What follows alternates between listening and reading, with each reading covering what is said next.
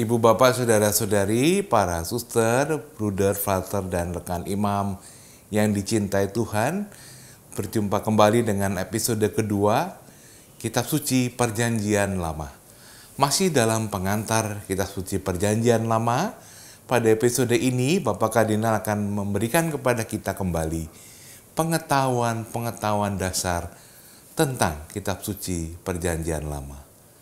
Bagaimana situasi dan konteks zaman itu mempengaruhi penulisan.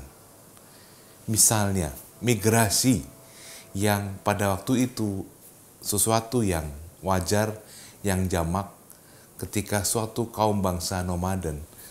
Tetapi bagi Abraham dan keturunannya, peristiwa migrasi menjadi suatu peristiwa iman, yaitu peristiwa untuk menyerahkan diri pada kehendak Tuhan. Sangat menarik, mari kita mendengarkan, merenungkan dan selamat berdoa.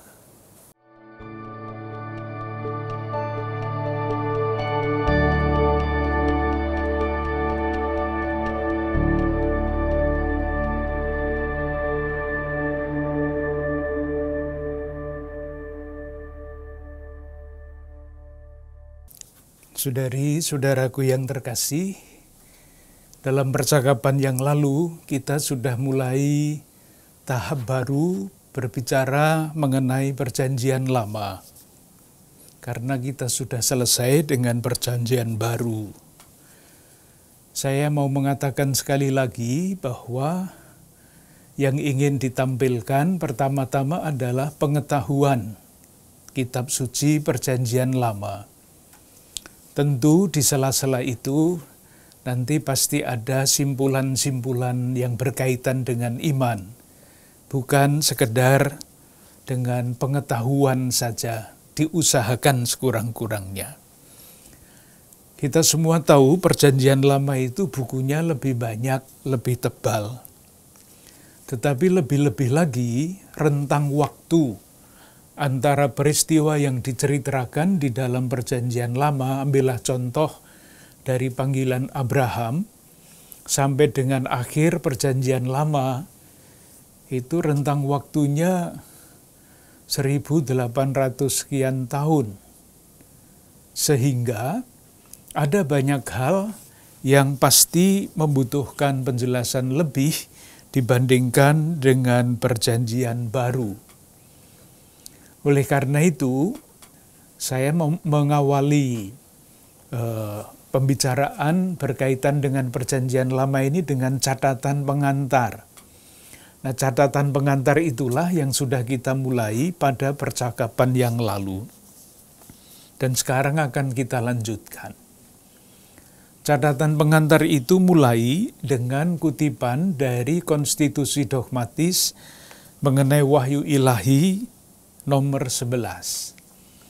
Isinya pasti masih diingat karena pernah dibicarakan dulu, yaitu bahwa kitab suci itu satu, mempunyai Allah sebagai pengarang. Bagaimana caranya Allah mengarang kitab suci? Pasti tidak dengan menurunkan buku dari langit, tetapi di dalam ajaran gereja melalui ilham Roh Kudus. Dengan cara itu, yang ditulis di dalam kitab suci hanyalah yang dikehendaki oleh Allah. Tidak lebih, tidak kurang. Secara singkat seperti itu. Yang kedua, manusia juga pengarang yang sesungguhnya. Bukan sekedar alat tulis, bukan sekedar juru ketik, tetapi pengarang yang sesungguhnya. Nah, bagaimana kedua-duanya ini bisa dijelaskan? Ya tidak akan pernah jelas karena ini berkaitan dengan pengakuan iman, berkaitan dengan pokok iman. Tetapi seperti apapun dicoba dijelaskan, manusia yang dipakai oleh Allah untuk menyampaikan kehendaknya adalah manusia yang sejati, pengarang yang sungguh-sungguh. Oleh karena itu, karena yang menulis itu adalah pengarang sungguh-sungguh, pertama, dia berasal dari zamannya. Yang ia tulis adalah situasi pada zamannya. Oleh karena itu, misalnya, kalau kita nanti membaca kitab ratapan ada di dalam kitab suci kita, pasti kitab ratapan itu berkaitan dengan peristiwa yang sangat berat bagi orang-orang Yahudi, orang-orang Israel. Lalu bisa diperkirakan kapan orang Israel itu mengalami peristiwa yang paling berat. Jawabannya pada waktu mereka dibuang ke Babilonia. Oleh karena itu kita bisa mengatakan bahwa kitab ratapan atau isi kitab ratapan, bahan-bahannya mungkin belum ditulis, tetapi bahan-bahan dari kitab ratapan itu berasal dari zaman pembuangan. Itu artinya kurang lebih abad ke-6 sebelum Masehi. Manusia dari zamannya.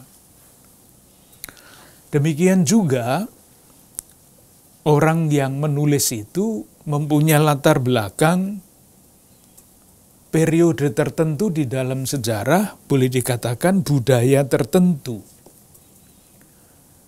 Oleh karena itu, kalau kita nanti membaca misalnya di dalam kitab Keluaran yang sudah kita baca sebetulnya pada pertemuan yang lalu, tapi kita lihat lagi ya, kitab Keluaran bab 22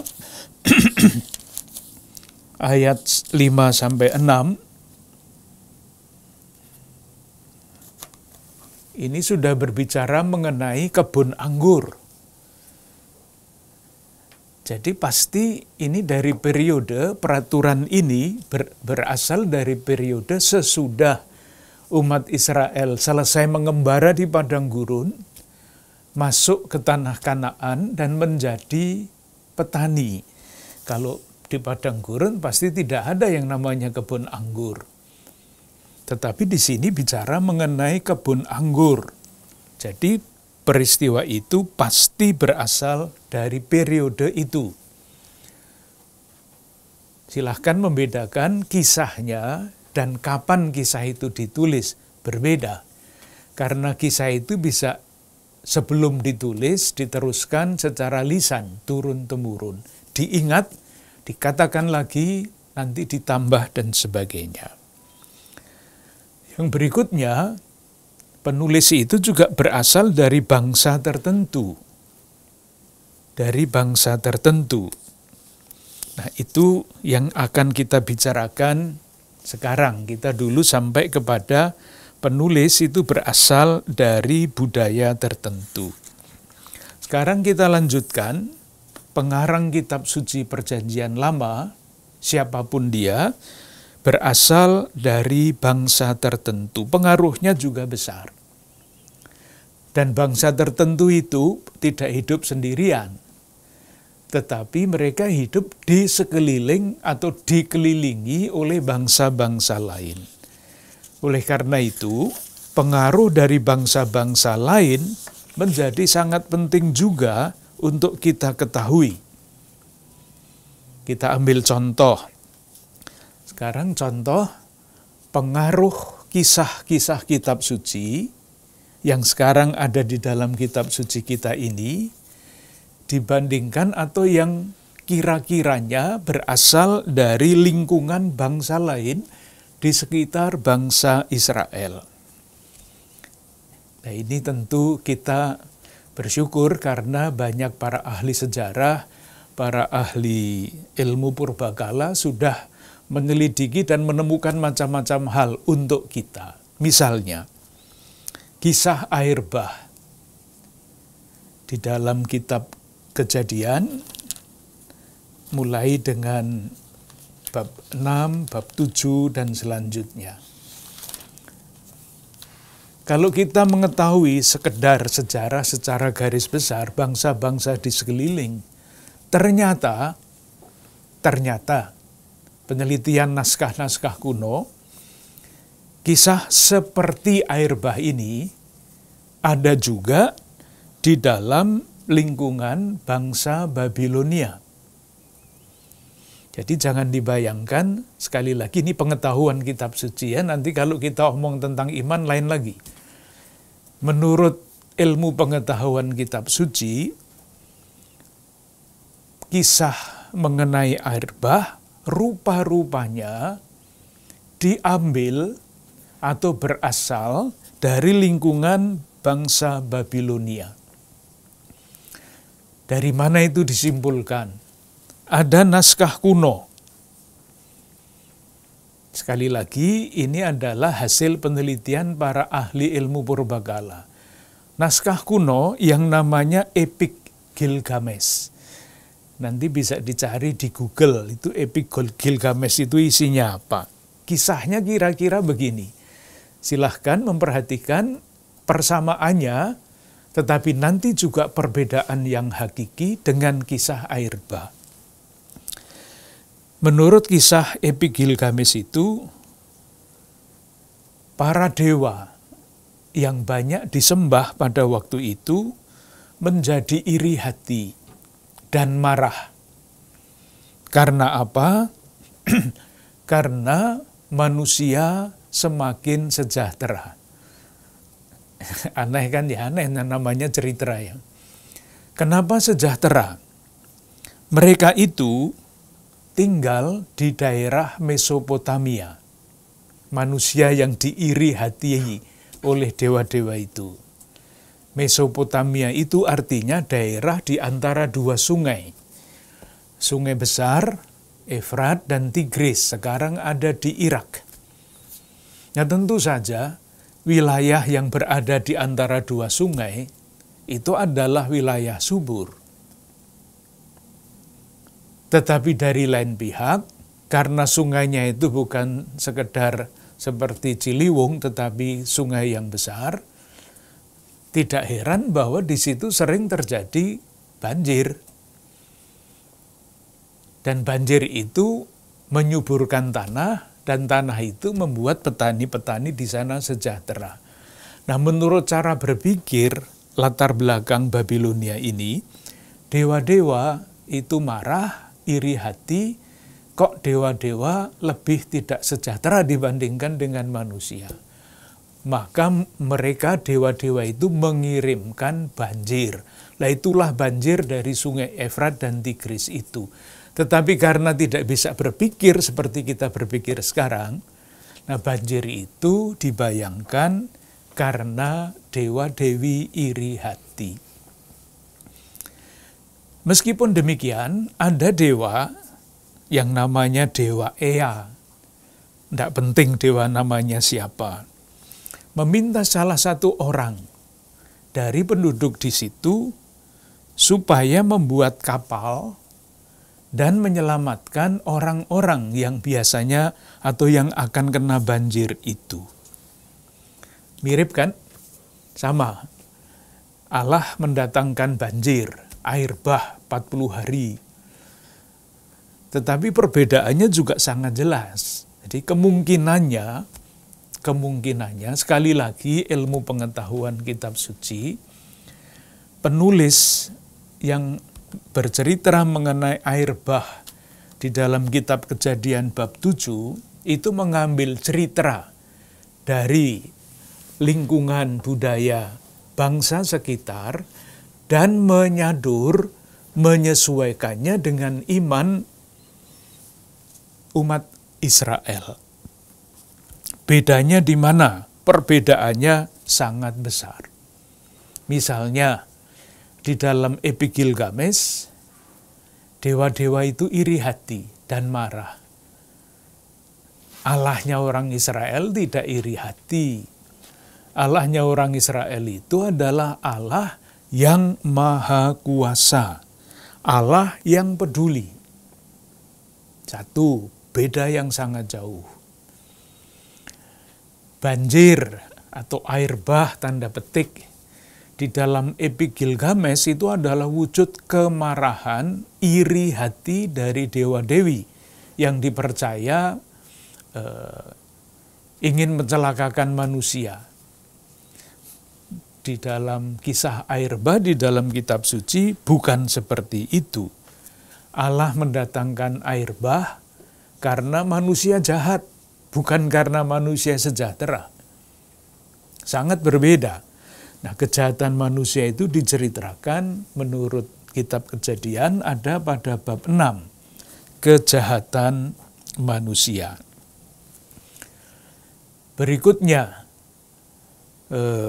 orang yang disuruh di dalam Epi Gilgamesh untuk masuk di dalam kapal dan sesudah diselamatkan itu dia mempersembahkan korban. Korbannya untuk apa? Di dalam Epi Gilgamesh itu korbannya adalah untuk meredakan amarah, iri hati dari dewa-dewi di Babilonia. Sementara kalau di dalam kitab Kejadian, korban itu diberikan sebagai silih atas dosa-dosa manusia dan untuk meneguhkan perjanjian yang diperbaharui antara Allah dan umat manusia.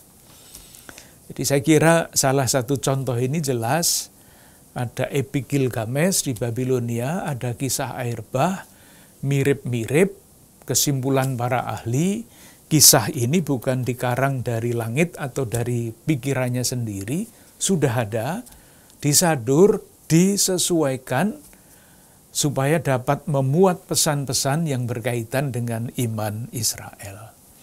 Moga-moga tidak terlalu sulit dan tidak menggoncangkan iman bagi kita semua. Kalau kita tahu bahwa asal-usul kitab suci itu seperti itu, bukan buku jatuh dari langit. Karena apa? Karena Allah menggunakan manusia sebagai pengarang. Ini konsekuensinya. Lalu warisan religius. Kita semua tahu salah satu peristiwa yang sangat menentukan di dalam sejarah umat Allah Perjanjian Lama adalah pembebasan mereka dari Mesir. Itulah yang nanti kalau dibaca kita temukan di dalam kitab Keluaran bab 1 sampai dengan bab 14. Sesudah dibebaskan, pelan-pelan mereka menjadi satu bangsa. Terbentuknya bangsa Israel. Dua peristiwa itu, dibebaskan dari tanah Mesir, mereka belum menjadi satu bangsa. Tetapi ada sekian banyak suku, 12 suku Israel antara lain, tetapi nanti juga yang ikut keluar dari Mesir, itu bukan hanya anak-anak Yakub, tetapi banyak yang lain. Baru kemudian, sekian tahun kemudian, nanti akan kita ikuti sejarahnya, yang semula adalah suku-suku yang mandiri-mandiri dengan pemimpin-pemimpin sendiri, menjadi satu bangsa Israel. Nah, pengalaman dasar inilah yang menyatukan seluruh perjanjian lama dari awal sampai akhir. Dan diulang-ulang di dalam berbagai macam kesempatan. Mungkin baik kalau kita lihat 1-2. Kita ambil dari kitab Nehemia. Ini salah satu tonggak di dalam sejarah terbentuknya bangsa Israel. Kitab Nehemia sesudah kitab Esra. Bab 9 ayat 9. Sekedar untuk menunjukkan bahwa pengalaman pembebasan dari Mesir itu diulang. Itulah yang namanya ingatan bersama dan yang menjadi dasar, menjadi alasan kenapa bangsa Israel itu bertahan. Karena punya ingatan bersama. Bab 9, Nehemia ayat 9.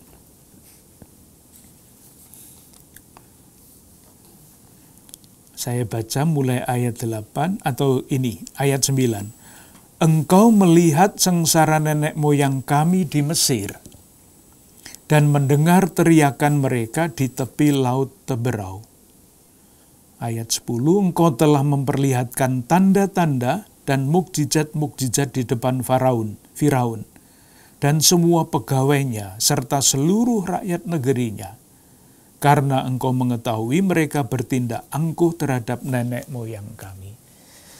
Nehemia ini sudah periode berikut, jauh, tetapi peristiwa di Mesir dan pembebasannya tetap diingat. Satu lagi, supaya kita mulai bolak-balik dengan teks-teks kitab suci sebagai ilustrasi dari yang tadi saya coba jelaskan. Kitab Nabi Hosea itu jadi periode para nabi. Bab 11. Hosea bab 11 ayat 1 sampai 3. Ketika Israel masih muda, kukasihi dia, dan dari Mesir kupanggil anakku itu. Tetapi pengalaman ini dipakai oleh Hosea untuk menggelitik hati nurani orang-orang Israel. Itu jelas dari ayat 2. Makin kupanggil mereka, makin pergi mereka dari hadapanku. Mereka mempersembahkan korban kepada para Baal dan membakar korban kepada patung-patung. Jadi seperti orang yang Allah itu digambarkan sebagai pribadi yang sangat kecewa terhadap umat Israel dulu. Umat Israel itu dibebaskan dari Mesir, tetapi semakin sejahtera, semakin lupa kepada Allahnya. Tetapi Mesir, pembebasan dari Mesir terus diingat. Satu lagi terus. Mengapa saya menunjukkan contoh-contoh teks ini? Maksud saya supaya kita semakin akrab dengan melihat di belakang teks saja sejarah. Di belakang teks ada pesan. Kitab Nabi Yesaya bab 43 ayat 1 sampai 5. Ini pembentukan umat Allah Israel. Yesaya bab 43 ayat 1 sampai 5.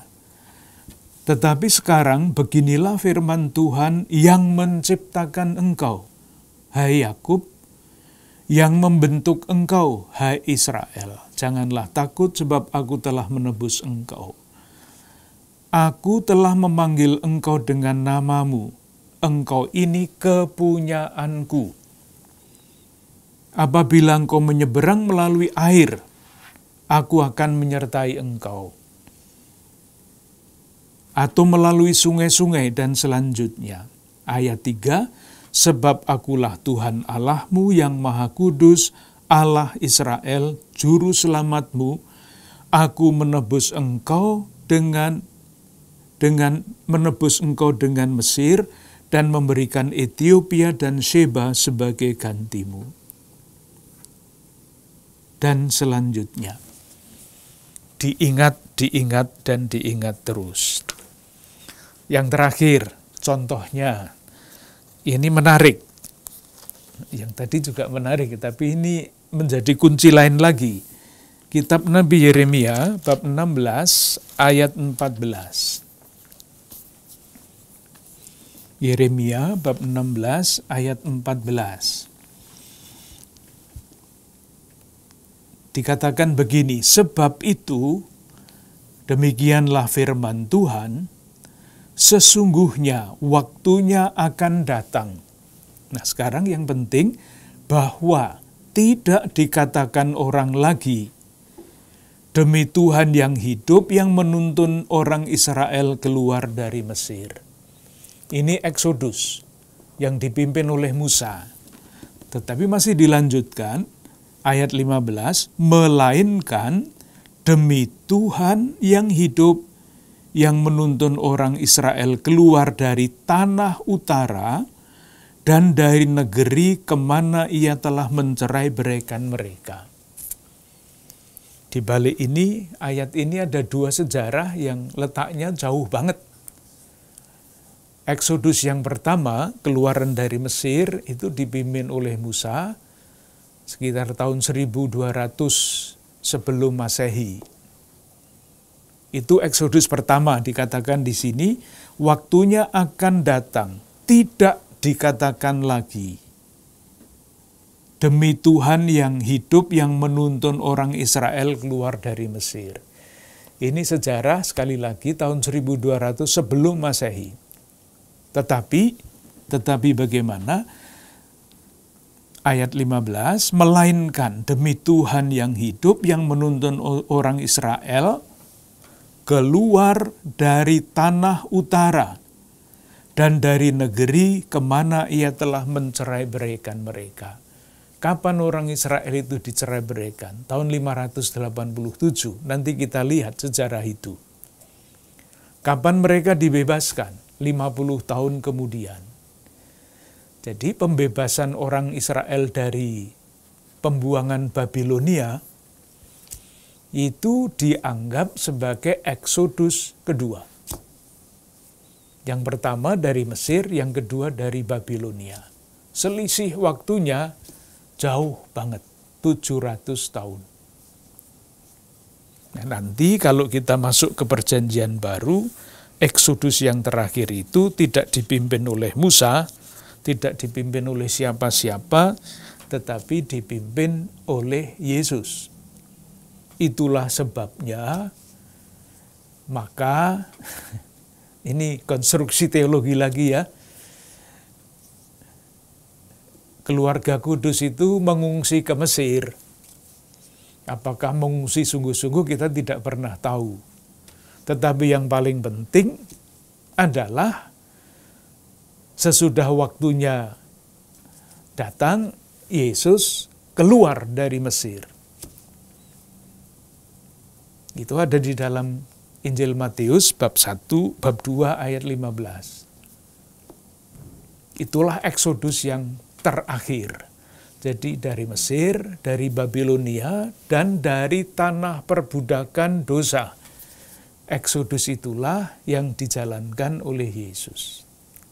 Jadi warisan rohani yang begitu mendalam itu menentukan banyak hal di dalam kitab suci.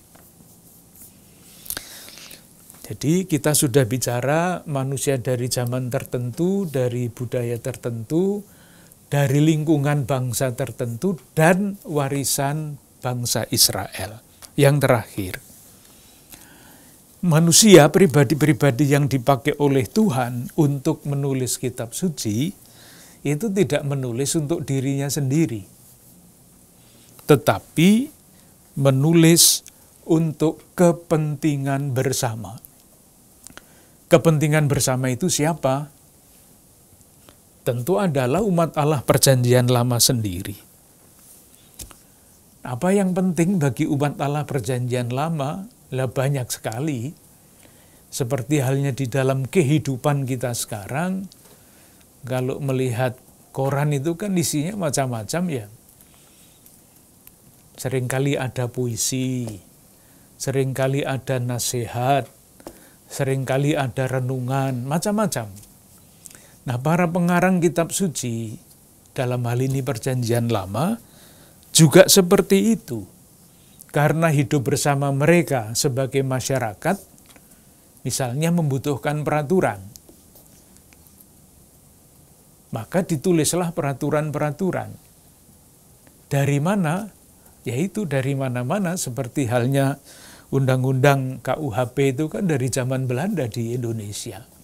Demikian juga nanti akan kita lihat aturan-aturan yang sekarang kita temukan di dalam kitab suci. Misalnya, nanti kita sampai kepada 10 perintah Allah.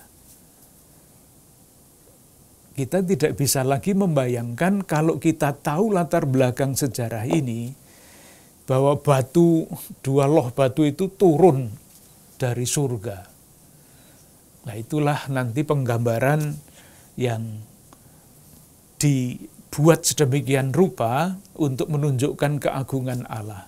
Tapi kalau diteliti nanti, bisa ditunjukkan oleh para ahli purbakala itu, oh ini berasal dari sana, itu berasal dari situ.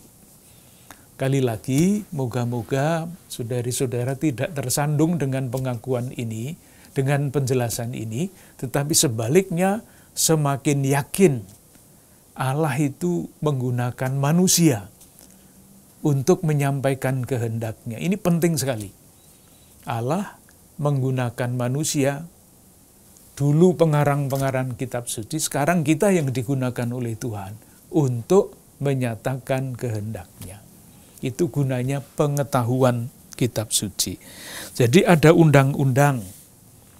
Tadi sudah kita lihat peraturan pada zaman mereka masih mengembara di padang gurun itu pasti berbeda dibandingkan ketika mereka sudah berada di tanah Kanaan sebagai petani. Nanti kalau muncul zaman kerajaan, aturannya berbeda lagi. Nah, itu semua ada di dalam teks kita dan banyak yang bisa dijelaskan asal-usulnya. Ada nasihat, ada kata-kata bijaksana, ada kesaksian tentang karya Allah. Dengan demikian, kalau kita membaca kitab suci pada umumnya dan perjanjian lama pada khususnya, supaya tahu, kita perlu tahu kira-kira bagian-bagian dari kitab suci ini ditujukan kepada siapa. Sama ketika kita berbicara mengenai perjanjian baru, kan kita misalnya melihat surat Rasul Paulus kepada jemaat di Korintus. Nah, kita bisa merekonstruksi mengapa suratnya isinya begini. Jawabannya ya karena situasi Korintus begitu. Demikian juga di dalam perjanjian lama. Jadi misalnya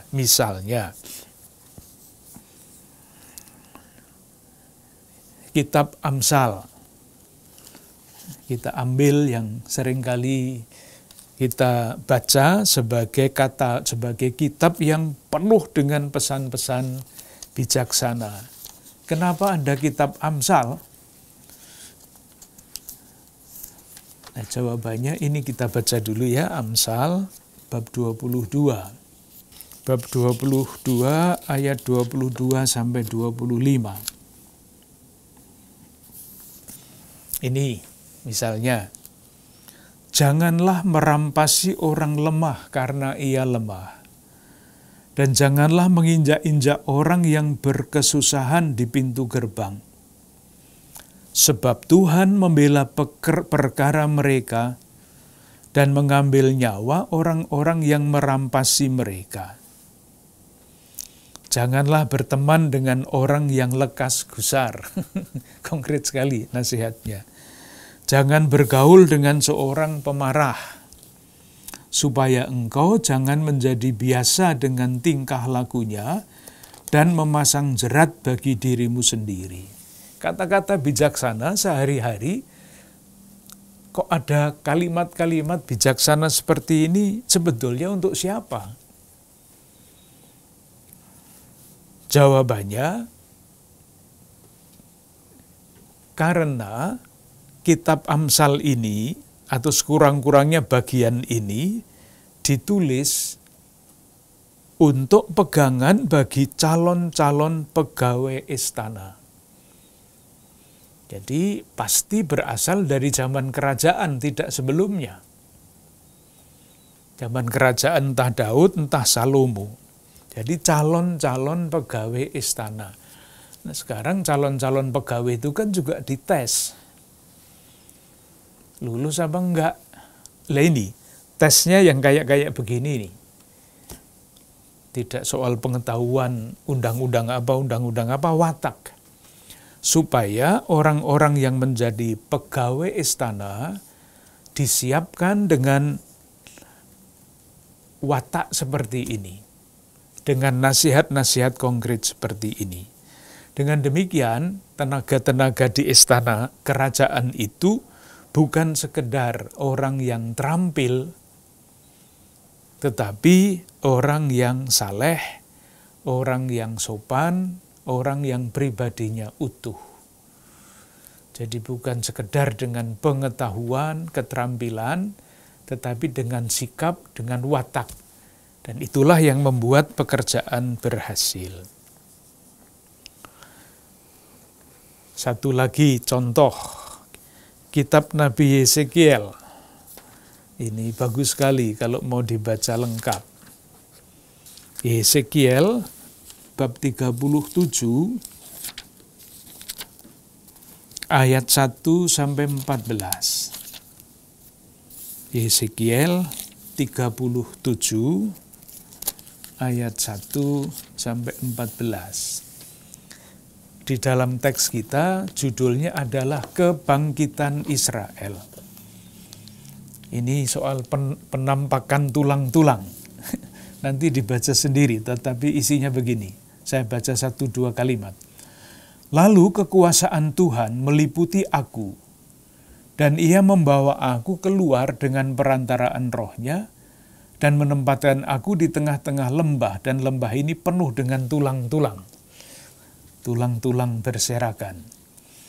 Ia membawa aku melihat tulang-tulang itu berkeliling-keliling, dan sungguh amat banyak bertaburan di lembah itu. Lihat, tulang-tulang itu amat kering. Bisa dibayangkan ini Nabi menggambarkan apa?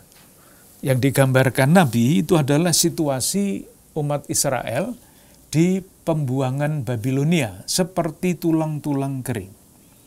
Lalu ia berfirman kepadaku, hai anak manusia, dapatkah tulang-tulang itu dihidupkan kembali? Aku menjawab, ya Tuhan Allah, Engkaulah yang mengetahui.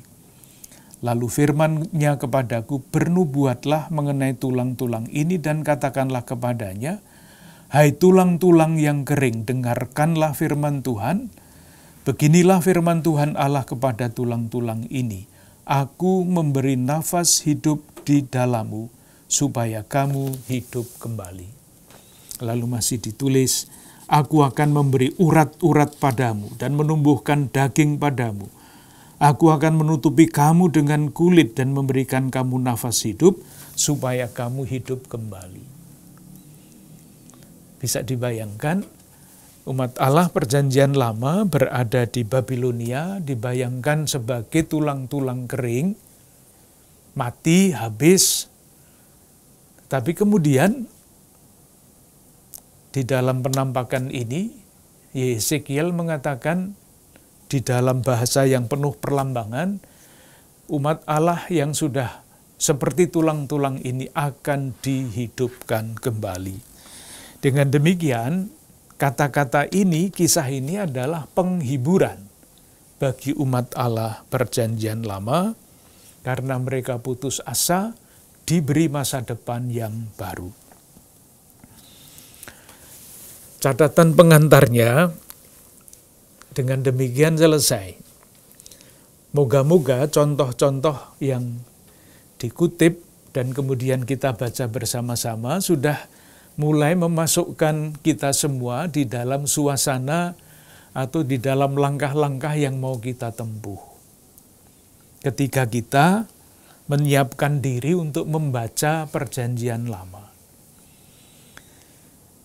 Oleh karena itu, pada langkah-langkah berikutnya akan ditempuh langkah-langkah ini. Jadi setiap bagian itu terdiri dari 3. Yang pertama, sejarah apa ya? Sejarah bangsa-bangsa di sekitar Timur Tengah pada zaman itu. Bangsa Israel, kemudian menjadi bangsa Israel, itu berada di dalam dinamika masyarakat Timur Tengah. Maka seperti apa umat Allah perjanjian lama itu yang hidup di dalam lingkungan masyarakat di Timur Tengah itu? Itu bisa nomor 1 dan nomor 2. Dan yang berikutnya, pada periode tertentu itu, kitab suci itu bentuknya kayak apa? Maksud saya begini, proses penulisan kitab suci pada periode tertentu itu sampai di mana? Pasti misalnya pada zaman Abraham belum ada tulisan apapun tentang kitab suci. Lalu apa yang ada di situ? Nah, sekarang mau kita pelajari bersama-sama. Itulah rencana kita membicarakan pengantar kitab suci Perjanjian Lama yang sesungguhnya. Yang tadi atau yang percakapan yang lalu dengan yang tadi itu catatan pengantar. Sekarang kita mulai dengan pengantar yang Perjanjian Lama. Nanti sesudah pengantar Perjanjian Lama, kita mulai membaca kitab-kitabnya. Jadi perjalanan kita masih panjang. Moga-moga. Bab 1. Sebelum saya memulai berbicara mengenai ini, mungkin baik kalau sambil membaca misalnya kitab Kejadian periode bangsa-bangsa, kita melihat atlas kitab suci. Di dalam kitab suci edisi baru, kitab suci kita, paling belakang itu ada atlas yang sangat sederhana. Sekurang-kurangnya di dalam atlas itu, di dalam peta itu, disebut nama tempat-tempat yang disebut di dalam kitab suci Perjanjian Lama. Di paling belakang, jadi judulnya adalah Dunia Kitab Kejadian. Jadi ini pasti nanti berkaitan dengan mulai dari Abraham itu tinggalnya di mana, sampai akhir kitab Kejadian. Yusuf mati di Mesir. Kota-kota yang penting ada di mana saja. Misalnya ada tulisan Ur. Bisa dicari ini asal-usul orang tuanya Abraham. Ada kota Haran. Itu semua ada di dalam peta sederhana bagian paling belakang. Kalau mau melihat peta yang lebih menarik, itu di dalam kitab suci edisi studi. Itu banyak peta-peta berwarna. Nah, kalau mau lebih lengkap lagi, misalnya tidak harus punya, ini saya membawa edisi National Geographic, Atlas Kitab Suci. Ini menunjukkan kota-kota yang disebut di dalam kitab suci Perjanjian Lama dan Perjanjian Baru. Menarik untuk melihatnya karena banyak sekali nama dan tidak usah merasa harus apal dengan nama-nama itu. Susah sekali namanya, asing banyak sekali. Tentu yang penting adalah tempat-tempat yang menentukan di dalam sejarah itulah yang mesti kita coba ketahui.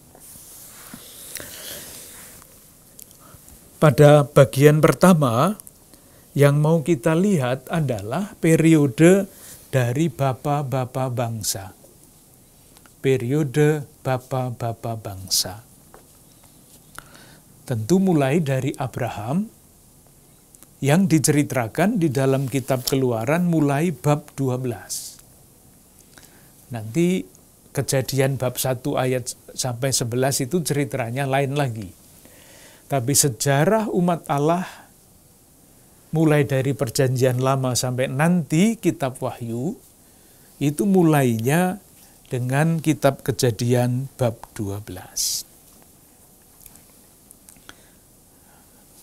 Apa yang terjadi? Itu meliputi tahun 1800 sebelum Masehi sampai tahun 1600 sebelum Masehi, 200 tahun. Apa yang terjadi di Timur Tengah pada waktu itu? Tadi sudah disebut bahwa ada wilayah yang sangat subur, yang sekarang di negara Irak itu, yaitu daerah Mesopotamia. Daerah wilayah di antara dua sungai besar, Efrat dan Tigris. Daerah yang sangat subur. Apa yang menarik? Ya tentu saja kesuburannya. Oleh karena itu, pada zaman itu sudah mulailah orang-orang itu bermigrasi, berpindah tempat.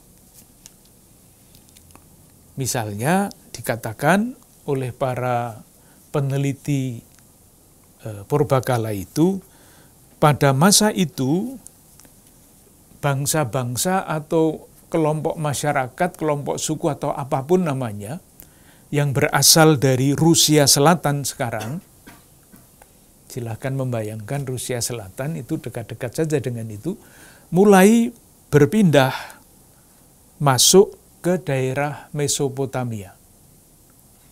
Bisa dibayangkan ya, sama kalau orang-orang zaman sekarang kalau pergi kan pergi ke tempat yang subur, bukan pergi ke tempat yang kering. Dengan segala macam risikonya meninggalkan tempat tertentu untuk mendapat kehidupan yang lebih baik. Demikian juga bangsa yang tinggal di wilayah selatan, sekarang Saudi Arabia, menurut para ahli sejarah itu juga mulai naik. Kalau yang satu tadi turun ke Mesopotamia, yang lain naik, mencari daerah subur. Jadi perpindahan kelompok-kelompok orang, masih agak sulit menyebutnya sebagai bangsa, itu mulai terjadi, sekurang-kurangnya menjadi latar belakang dari kitab suci ini. Konsekuensinya apa? Kalau orang asing datang, orang-orang yang semula ada di situ terdesak. Saya kira hal yang sangat logis, hal yang sangat sederhana. Kalau tadi bangsa-bangsa lain kita pakai sejak kata bangsa yang masuk Potamia, orang-orang yang tinggal di Mesopotamia kalau tidak kuat akan terusir. Dan itulah yang terjadi. Orang-orang yang semula tinggal di wilayah subur itu, karena alasan-alasan entah apa, tetapi rupa-rupanya karena terdesak, harus mencari wilayah baru. Dan itulah yang rupa-rupanya dalam arti historis sejarah, kita belum omong tentang panggilan Tuhan, belum, tetapi sejarah membuat Abraham dan keluarganya pindah dari bagian utara Mesopotamia, nama kotanya Haran, dan mencari tempat baru di wilayah Kanaan. Saya kira bisa dibayangkan ya, jadi ada orang-orang atau kelompok-kelompok orang yang masuk ke Mesopotamia, yang di Mesopotamia terpaksa pergi ke tempat lain. Bisa dibayangkan keluarga Abram itu juga mengalami hal yang sama. Dari kota Haran di Mesopotamia Utara mencari tempat baru di Kanaan. Pada waktu itu yang ada, sebagian terbesar adalah suku-suku nomaden, orang yang mengembara dengan mengembalakan kambing, mengembalakan domba, keledai, dan sebagainya, mencarikan makan bagi ternaknya. Di samping orang-orang nomad, juga sudah mulai banyak orang, kelompok-kelompok masyarakat yang menjadi petani. Nah, silahkan membayangkan sekarang, kalau ada kelompok nomad masuk ke wilayah petani, pasti akan merasa diancam yang bagian petani ini, kedatangan orang asing. Nah, supaya tetap saja kelompok petani itu, kelompok orang yang sedenter yang sudah menetap itu, dari satu pihak merasa aman, dari lain pihak pendatang itu juga mendapatkan tanda petik apa yang mereka cari, biasanya, kembali lagi, kita menerima hasil penelitian para ahli sejarah purbakala itu, biasanya kalau ada kelompok nomaden datang di tengah-tengah atau kedekat orang-orang yang sudah mulai menetap, mereka mengadakan perjanjian. Nah, perjanjian ini nanti pengaruhnya besar sekali ketika kita bicara mengenai perjanjian antara Allah dan Israel. Jadi gagasan perjanjian itu sudah sangat-sangat lama.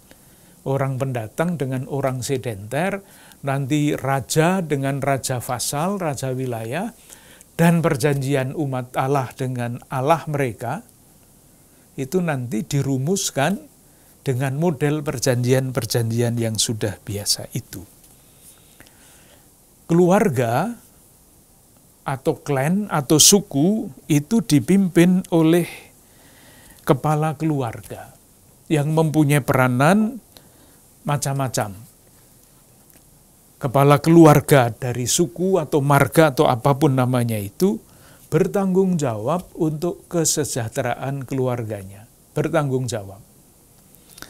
Selain bertanggung jawab terhadap kesejahteraan anggotanya, juga mempunyai peranan di dalam berbagai macam urusan, antara lain ketika mereka, tanda petik ya, jangan dibayangkan dengan ibadah yang sudah dengan rubrik yang macam-macam itu, ketika mereka beribadah kepada Allah mereka. Itu pengantar sederhana mengenai situasi Timur Tengah pada waktu itu antara tahun 1800 sampai tahun 1600. Keadaan umum. Sekarang kita lihat apa yang terjadi dengan umat Allah perjanjian lama pada awal mula. Sejarah para bapa bangsa Israel diceritakan di dalam kitab Kejadian pada bab 12 sampai 20. Kejadian bab 12 sampai 20. Kita lihat salah satu kuncinya, supaya nanti kita tidak kehilangan arah. Silahkan melihat kitab Kejadian bab 11 ayat 27 sampai 32. Inilah keturunan Terah. Ini juga mulai muncul nama-nama.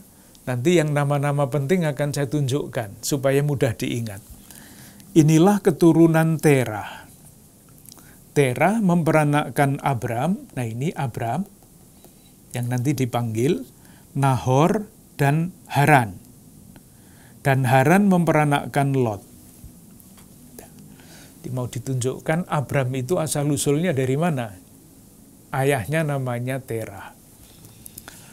Ayat 28, ketika Terah ayahnya masih hidup, matilah Haran di negeri kelahirannya di Ur Kasdim. Ini wilayah atau tempat di mana Terah orang tua Abraham menetap. Ur Kasdim. Bisa dilihat di dalam peta itu, letaknya ada di bawah. Di bawah mana ya? Di peta itu. Lalu ayat 29, Abram dan Nahor kedua-duanya kawin. Nama istri Abram adalah Sarai dan nama istri Nahor ialah Milka. Anak Haran, ayah Milka dan Yiska. Sarai itu mandul, tidak mempunyai anak. Nah, sekarang langkah baru tadi kan di Ur Kasdim di bawah. Lalu Terah membawa Abraham, anaknya, serta cucunya, Lot, yaitu anak Haran, dan Sarai menantunya, istri Abraham anaknya. Nah ini, ia berangkat bersama-sama dengan mereka dari Ur Kasdim di bawah, nanti silahkan lihat di peta, untuk pergi ke tanah Kanaan. Jadi 2 tempat itu, Ur Kasdim, pergi ke tanah Kanaan, lalu sampailah mereka ke Haran dan menetap di sana. Itu migrasi awal dari keluarga yang di atasnya Abram, keluarga Terah. Tinggal di Ur Kasdim, lalu pergi menuju Kanaan, tujuan akhirnya Kanaan, tetapi tidak menetap di Kanaan, melainkan menetapnya di Haran. Itu masih perjalanan yang jauh. Nah, loncatannya begini, perpindahan itu, seperti tadi sudah kita bicarakan, alasannya adalah sosial ekonomi. Alasannya itu. Tetapi di dalam kitab suci, alasan sosial ekonomi ini sama sekali tidak disebut. Yang menemukan alasan perpindahan karena sosial ekonomi itu kan para ahli sekarang. Tetapi di dalam kitab suci yang menceritakan peristiwa itu, alasan itu sama sekali tidak disebut.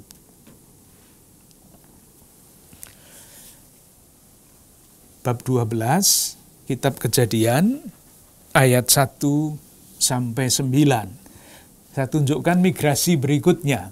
Jadi tadi Terah dan keluarganya Ur Kasdim menuju Kanaan, tetapi tinggal di Haran. Ayat 4 bab 12. Lalu pergilah Abram seperti yang difirmankan Tuhan kepadanya, dan Lot pun ikut bersama-sama dengan dia. Abraham berumur 75 tahun ketika ia berangkat dari Haran. Jadi migrasi pertama dipimpin oleh Terah, tinggal di Haran. Berikutnya, migrasi berikutnya dipimpin oleh Abram yang meninggalkan Haran. Itu Kejadian bab 12 ayat 4. Lalu kemana mereka? Ayat 5, bagian kedua, mereka berangkat ke tanah Kanaan, lalu sampai di situ.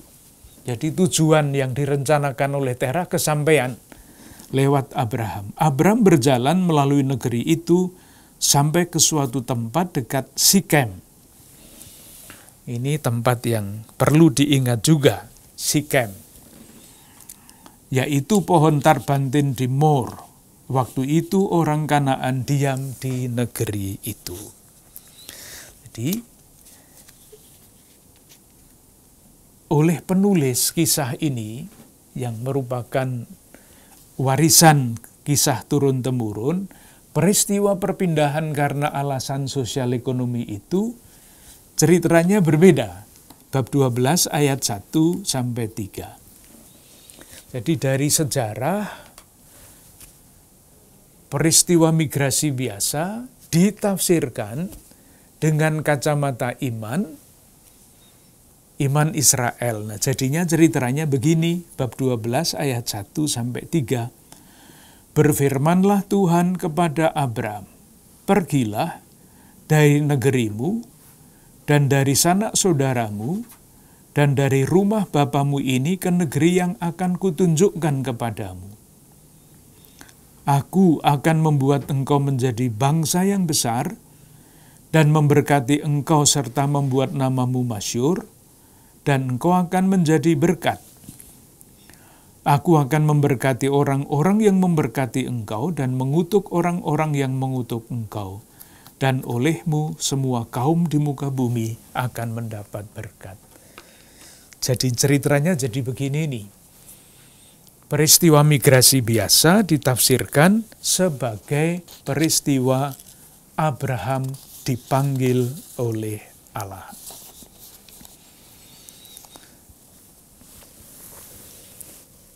sesudah peristiwa itu, nanti akan kita coba pahami lebih lanjut ya, kok bisa menjadi seperti itu. Mulai dari peristiwa itulah, pengenalan akan Allah di lingkungan keluarga Abraham, keluarga dalam arti yang besar, maju pelan-pelan. Penjelasannya begini. Pada zaman itu, yang namanya perjalanan itu sangat berbahaya. Ada rampok, ada begal, ada segala macam. Silahkan membayangkan, kalau Abraham dan keluarganya itu sudah nyaman tinggal di Haran, mengapa dia memutuskan untuk pergi ke Kanaan? Jawabannya menurut sejarah karena alasan sosial ekonomi. Tetapi di dalam rangka iman Israel, ceritanya begini. Abraham sudah mempunyai jaminan yang sangat besar. Keluarga, kekayaan, itu artinya ternak dan sebagainya. Sudah nyaman. Pertanyaan imannya adalah, mengapa Abraham yang sudah nyaman tinggal di Haran, itu mesti pergi ke tempat lain? Berbahaya, sudah punya jaminan, ditinggalkan. Jawabannya apa?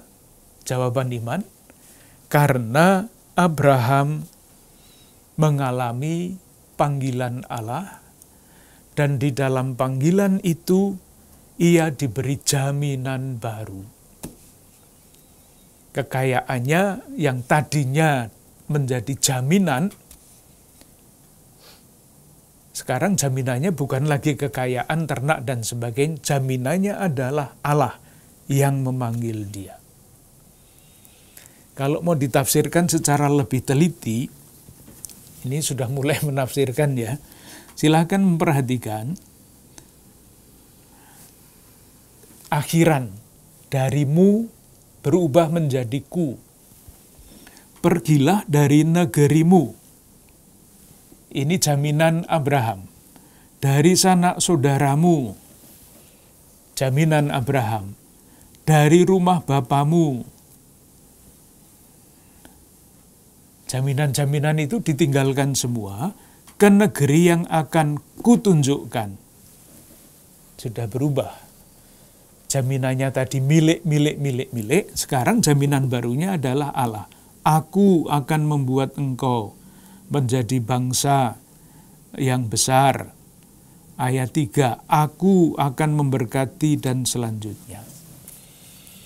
Jadi suatu langkah iman menurut penafsiran para anak cucu Abraham ini diayunkan oleh Abraham mencari tempat baru karena panggilan Allah. Jaminan-jaminan yang dulu menjadi kekuatan membuat dia tinggal di zona yang nyaman, semua ditinggalkan karena ingin mengikuti Allah yang memanggilnya. Sampai di situ dulu, nanti kita lanjutkan.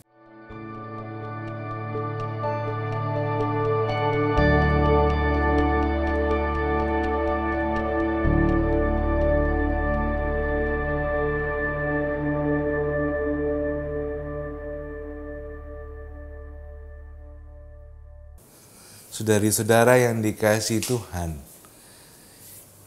migrasi yang dialami Abraham dan keturunannya akhirnya menjadi panggilan Allah kepada Abraham. Abraham menanggapi panggilan itu karena yakin bahwa kasih setia Tuhan menjamin dan menyelenggarakan hidupnya. Bagaimana dengan kita? Semoga kita semakin menyadari dan semakin bersyukur atas providensia Dei, atas penyelenggaraan Tuhan dalam hidup kita. Kita mohon rahmat Tuhan. Allah yang Maha Kasih mencurahkan perlindungan, bimbingan, dan rahmat-Nya yang turun berlimpah ke atas kita semua. Dalam nama Bapa, Putra, dan Roh Kudus. Amin. Terima kasih, selamat malam.